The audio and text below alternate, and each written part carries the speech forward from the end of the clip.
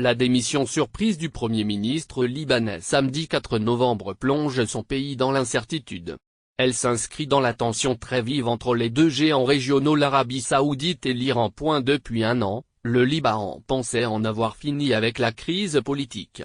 En octobre 2016, le Parlement de Beyrouth élisait Michel Aoun à la présidence de la République, mettant fin à 2 années de vide institutionnel. Quelques jours plus tard, Saad Hariri devenait Premier ministre, le pays semblait remis sur les rails. Jusqu'au choc de l'annonce de la démission du Premier ministre samedi 4 novembre. Une rupture politique sur une ligne de fracture bien connue au Liban et dans toute la région. Le président Michel Aoun a été élu avec le soutien du Hezbollah, qui est à la fois un parti libanais chiite et une organisation armée alliée de l'Iran. Saad Hariri, lui, est un musulman sunnite, très proche de l'Arabie Saoudite. Menaceuse en annonçant sa décision, Saad Hariri a dit craindre pour sa vie, faisant référence à son père, l'ancien Premier ministre libanais Rafik Hariri, assassiné en février 2005 à Beyrouth. Dans ce dossier, des membres du Hezbollah sont jugés par contumace devant le tribunal spécial pour le Liban depuis des années. Le Liban a une longue et sanglante histoire d'assassinat politique, mais depuis que Saad Hariri a tenu ses propos, aucune source sécuritaire libanaise n'est venue confirmer ou préciser l'existence d'une menace particulière. Dans son discours de démission, Saad Hariri n'a pas seulement parlé de menaces sur sa vie, il a surtout dénoncé la mainmise et l'ingérence de Téhéran dans les affaires libanaises. Lien avec Riyad. C'est à Riyad, en Arabie Saoudite, que le Premier ministre libanais a annoncé sa démission. La famille Hariri est étroitement liée au royaume saoudien. Rafik Hariri y a fondé un groupe de construction géant, Saudi OG, aujourd'hui en faillite.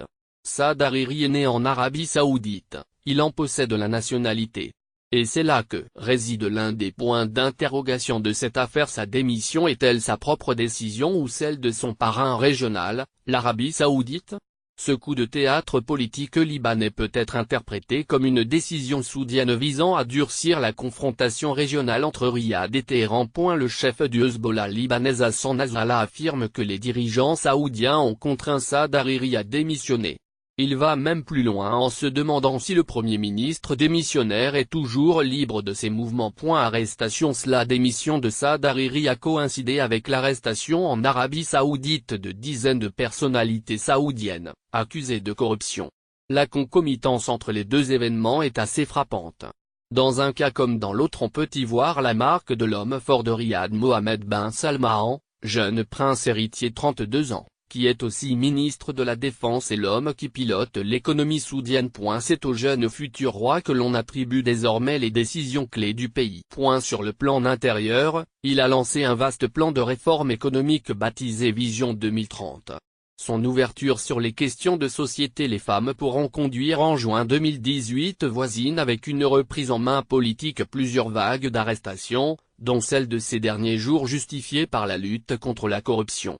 Sur le plan régional, Mohammed bin Salman est associé à l'entrée en guerre de l'Arabie Saoudite au Yémen en mars 2015, à la tête d'une coalition arabe.